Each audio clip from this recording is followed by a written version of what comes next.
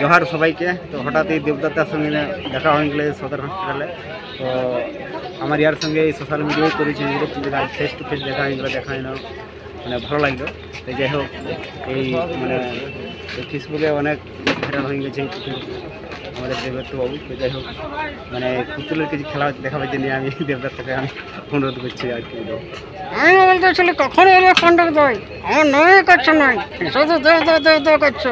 আর ইয়ার যে video viral হয় সেটা কার জন্যে? আমার জন্য ইয়ার ভিডিও ভাইরাল হয়। আর একটি আমার নয় করছে নাই। তাহলে অন্যদা হ্যাঁ, ভালো আছো? হ্যাঁ, ধান ধুন লাগে কত দূর? মোটামুটি লজকা হয়ে গেছে। আমাদের কষ্ট, আমরা বাড়ি ছিল লোকে আছি নাই। তবে খুব ভালো লাগে তোমার যে ঝুমুরলা শুনি না, আচ্ছা, খুবই ভালো লাগে।